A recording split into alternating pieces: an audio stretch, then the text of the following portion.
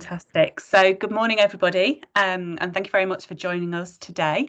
We will be just taking you through the application process for the Baldev Singh Award, and we'll be hearing from past finalists, Rida Tabet from Palestine and Lena Bita from Lebanon, about their winning applications. And towards the end of the session, we're hoping to have the 2021 winner Ife join us as well for a general Q&A with him.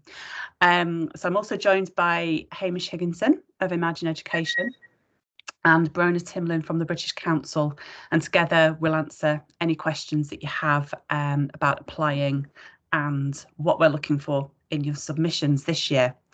So just a bit of housekeeping before we begin. All your lines will be muted, and we have two presentations, and we welcome your comments and questions throughout. If you could put them in the chat box, and we'll refer back to them after we've heard from Lena and Rida.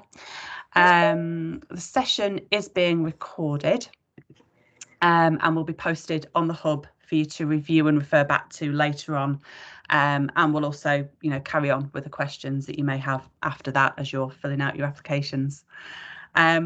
So we'll start with a recap on the process for this year. Now, applications are open until the 25th of February, and you can win, as with previous years, £1,000 or equivalent currency to spend on any PD of your choice.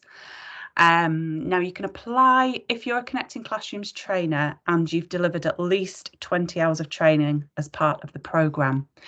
The nomination form can be found on the trainer Facebook page, and you should have also received it in an email from me a couple of weeks ago. But if you don't have them, don't worry. When we send out notification of this recording, we'll send the links out as well, and the nomination form again with that, so you've got it to hand.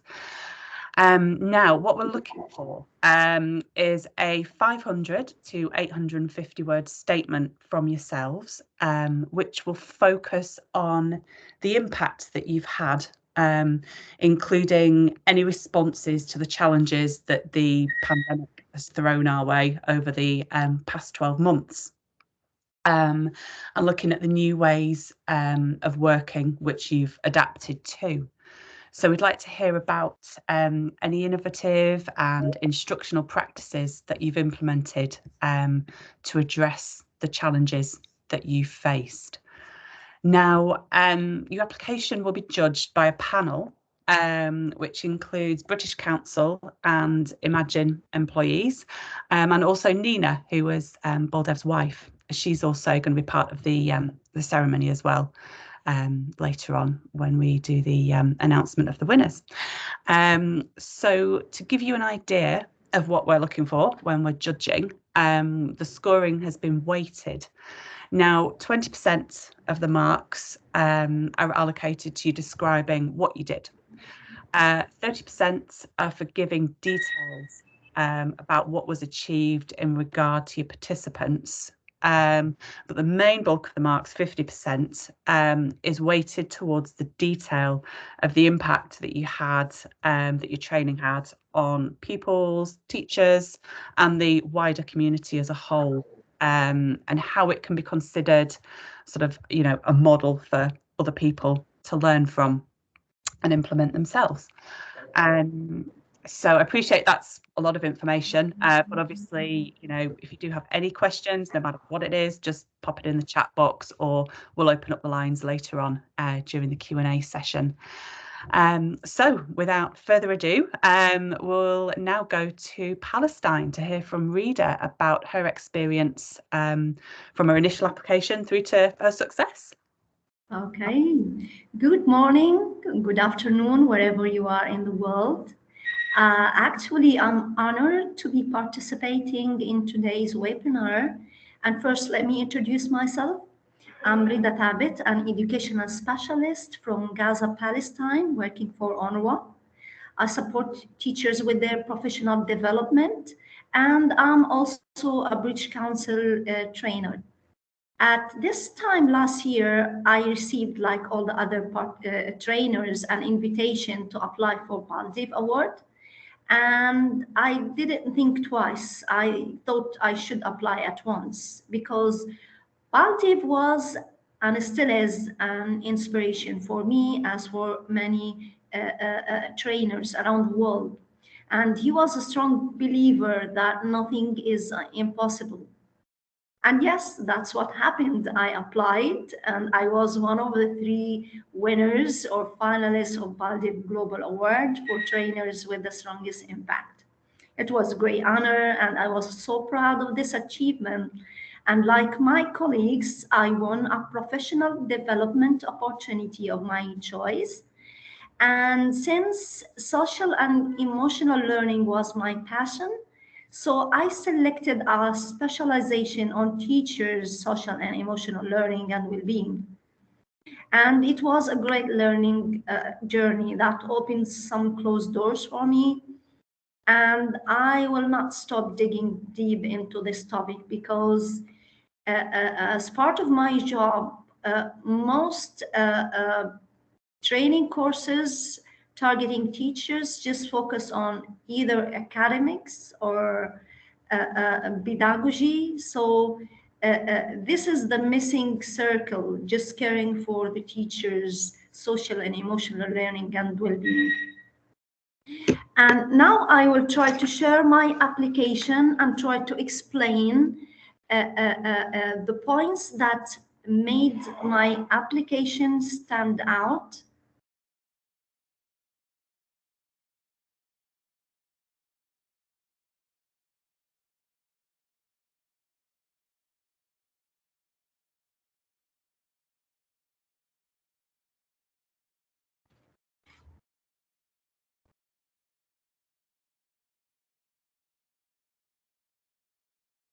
Yes, that's it. Oh, we can't see it yet, Rita. Mm. So while trying to upload the application, I think the points that made my application stand out that it was kind of comprehensive. I included three main points: the innovative part of my training and how I focus not only on the short-term assessment of the course I deliver, but also on the long-term one. The training I delivered was never the end. So with each course I delivered to a group of participants, we formed a strong community of practice to go on learning and share expertise. And we formed the PATIFL it is the Palestinian Teacher Association, for caring for the teachers of English, not only as professionals, but also as a human being.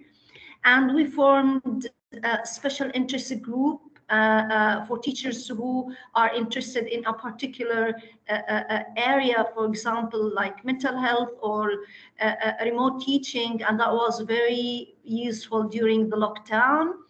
And the second point is the impact of the training. I well documented the impact of training on myself and on the participants as well.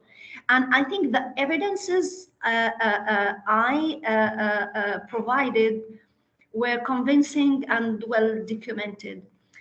The challenge was that I had too many things to say, and within the word limits, I couldn't include all the points I need to focus on. So I tried to squeeze them. So I had my application on the first day. I started with kind of 1,000 words. Then the other day I squeezed them.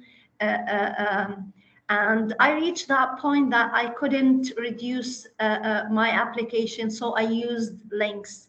I use links to give more information for those who are interested to go to the websites and have a clear idea on what we are doing on Patiful or on the special interest group we have made. I will try to show you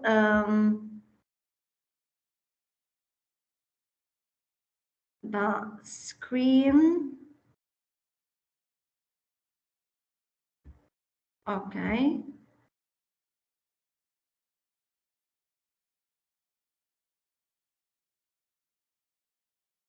Can you see it now? No, we can't. Oh, yes, we can. Yeah, I can. Okay, so this is my application.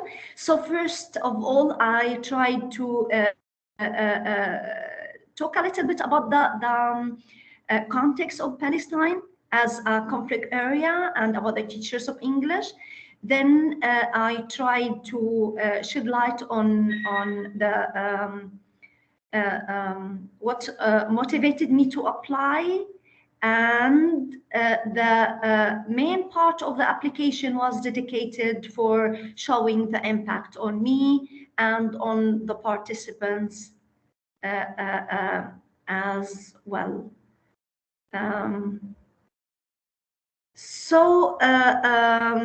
I will attach that my application in the chat box for anybody who may get benefit from it. And I encourage you all to apply, as I know many of you as trainers. I have met many of you, and I know that many of you did amazing things and deserve the award and deserve being a finalist. It feels amazing. So go for it. And if anyone just need help, I would extremely be happy to help. So this is the spirit of Baldev, just sharing and just helping. And before ending, I just want to thank all the amazing people, the British Council and Imagine Education, Laura and Joanne, and special thanks for Rola for recommending the specialization that I have selected as a professional development. And the best of luck of all applicants. And I'm ready for any question if you need questions. And about my application, I will try to drop it in the chat box. Thank you, and good luck for all participants. Perfect. Thank you very much for that, Rita. We'll make sure we put your application as well on with this recording onto the hub as well, so everybody can refer to it who perhaps couldn't make the call today. That would be really useful. Thank you. And thank you for obviously letting people know that you'll help them out as well. I'm sure some will be in touch. Yeah, this is the spirit of Baldev, so we need... Absolutely. Thank you for that. So now we'll go over to Lebanon, where we'll hear from Lena. Okay, good morning, everybody. Thank you as well for giving me this opportunity to share my experience with the Baldev Impact Award. Let me first share a short presentation. Okay. Yes. Okay, so this is the outline of what I'm going to address you with. So why have I applied? I can say that Baldev and the British Council as well have had a huge impact on my career development as a whole. And I still remember how when I graduated like 20 years ago from university, and if I compare what I used to do by then and now, well, there's a huge difference. So thanks to the British Council and Baldev. I have filled the application one day prior to the deadline because I honestly haven't thought that I have done something that is of value, that is valid. But at the end, I thought, so why not having an outsource evaluation of my work? And this was like the catalyst for me to apply. I will move now to the criteria that are mentioned in the application itself. So let's start with our understanding of the notion of innovative instructional practices. So it's this is like we have innovative and we have instructional practices, which are usually introduced either in the context of the curriculum or in the teacher education professional development program, or a combination of the two. And in this case, within this impact award, it's the combination of the two. It's the context not of a new curriculum, but how to integrate things in the existing curriculum that we are actually working with on a national level. But the important thing that I have understood after I have reached the finalists is that innovation on its own sake, by the way, I haven't written this, but I missed that, the reference. So innovation is not good for its own sake. Not all teaching innovations are improvements. So what we are concentrating here on is about improvements, okay?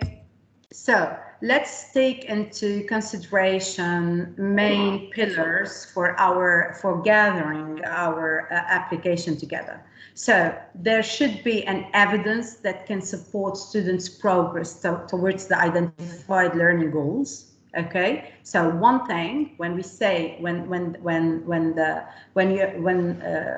they ask about innovative instructional practices, we have to keep in mind that there should be evidence of students' progress, and that innovation by itself is not a single act, in the sense that we don't just do it and that's it, it's done. It's a process. So you have to show within your application that there is a continuation of it, that there's some process that you have created. Maybe it's going to be like a lifelong learning process that you have instilled within the participants themselves. Okay, and the third one is the innovation is necessarily adapted to the local school and classroom context. So it all depends to the national context where you are working, where you're doing your practices in. So innovative instructional practices, they should address local challenges, so which means that you employ unique ways of training that model some excellence from which others can learn or can be inspired to do something else maybe.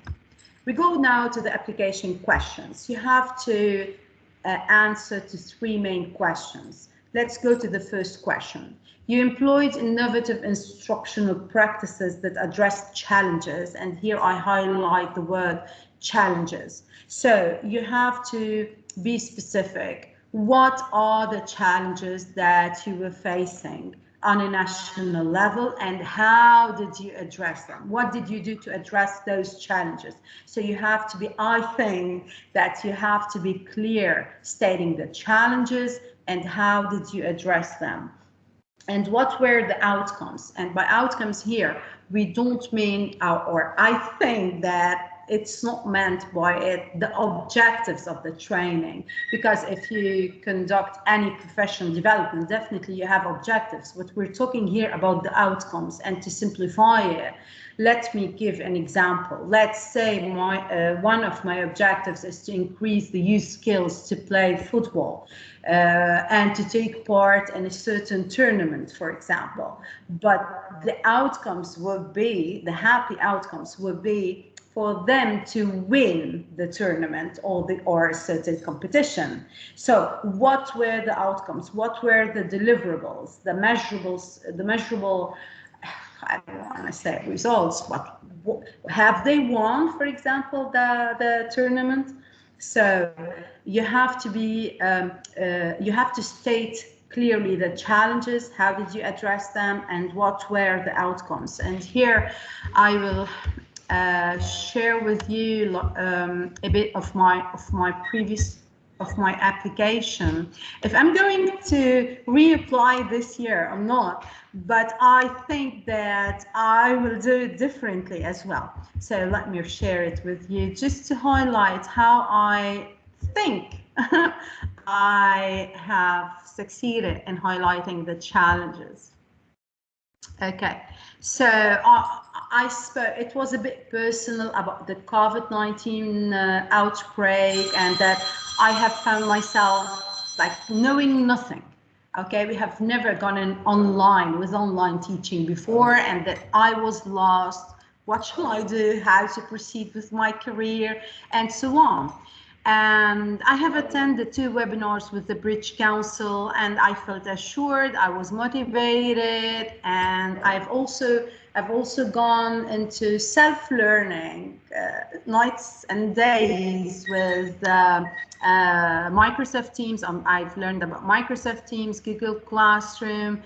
I've followed some online training, free online training with University of Leeds, for example, Coursera, and so on. And then the opportunity came with the British Council. They said, well, we want to conduct the connecting classroom trainings online.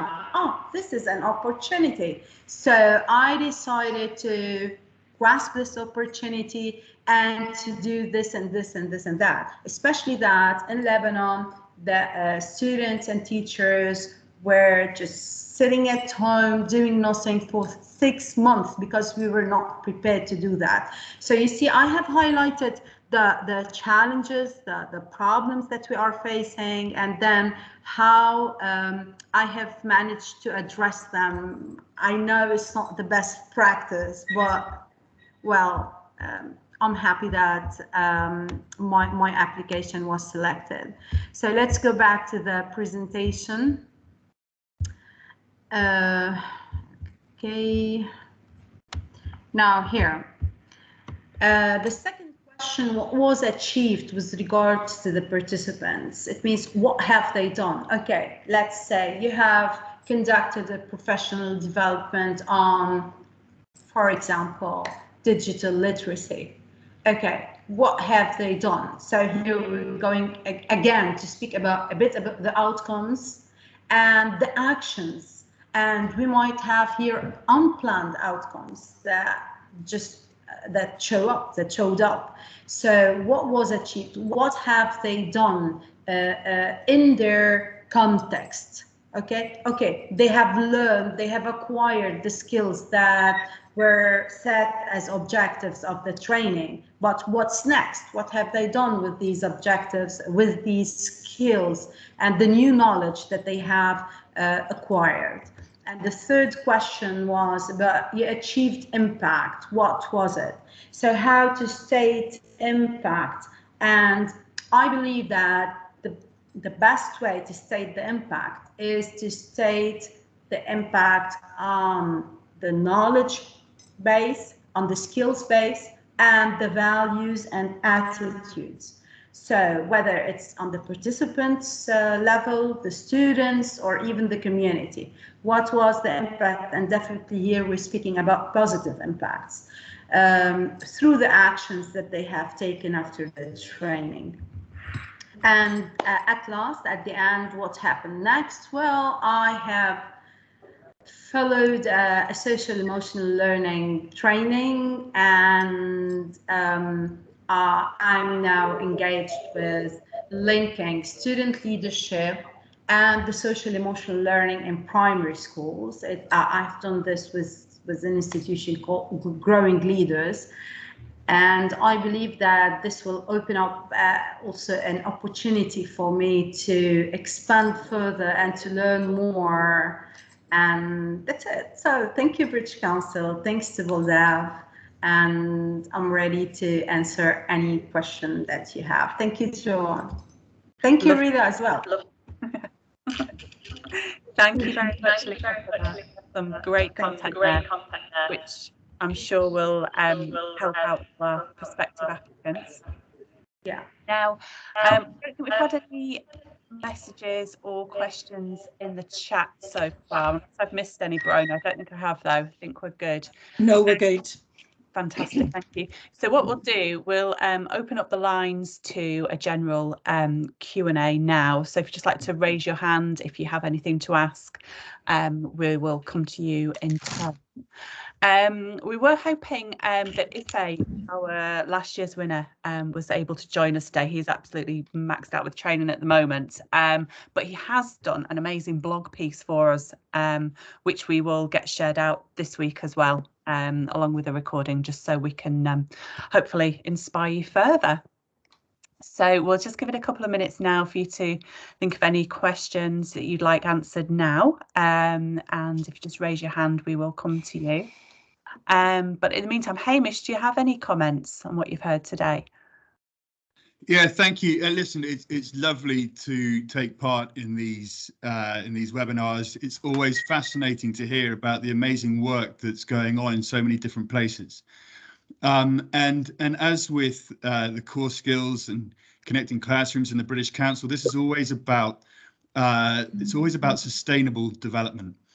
It's not just what happens in the venue or in the workshop. It's then how that permeates out through so many different people, either that's through colleagues in schools, through the classrooms, and within the community. And so it's lovely to hear about this. And I know from the impact that Baldev had on me in my professional career, and listening to similar stories, I'm sure we can all, I'm sure it all resonates with all of us. I think I've listening to both of you talk about your experience in terms of pulling together your applications and also the work that you did. So there were some really interesting points. And I know from sitting down and writing my own bids at different parts, 850 words at the beginning sounds like it could be quite a lot, but actually when you get into it, it's really quite challenging to fit everything into such a small part, especially when you're talking about not only the program itself, but then the level of impact that it has. And I love the idea, Rita, of adding links to your application. That's a nice way of just fitting a few extra things in there. I thought that was fantastic. And I really liked, Lena, how you talked about the innovative practice, localized context and outcomes. I think that's really key. And if I've got one question to ask you both, and you did touch on it, Lena, it's after you've learned, after you've gone through this process and you've learned about how you've made your bid, if you were to reapply again, what kind of changes might you make? Would you go about this slightly differently, maybe choosing the focus, how you illustrated the outcomes, how you linked it to the local context or the national context? What kind of advice would you give to people? Well, I have, thank you, Hamish. I have actually prepared my intervention today differently than what I have actually done last year, because last year we've had one question: what was the statement of impact? So this year, when I have gone through the application and I found the 3 questions, I said, well, this is easier. That's why I said I would like abide by linking to the curriculum, specifying the focus, absolutely, and clearly stating the outcomes and the impact. I haven't done this last year. I haven't written it. I haven't expressed it in this methodologic way.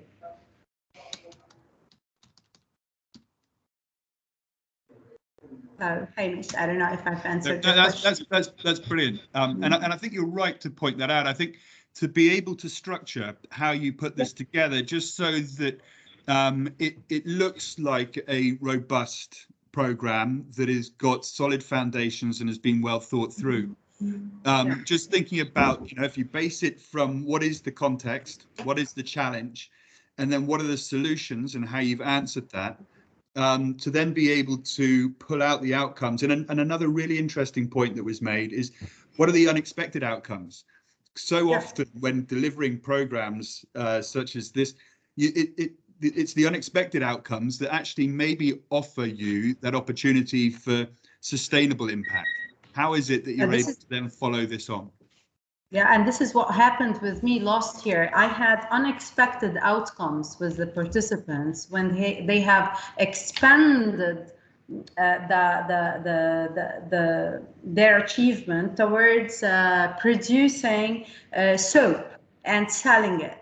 So because soap in Lebanon is now very expensive, and I was dealing with a vulnerable community. So, and this was unexpected, how they have linked it into entrepreneurship, solving their own problem, and this was unexpected. I haven't highlighted it within my application, but this year I have thought of it. So this should be like, we should mention the unexpected outcomes. Yeah.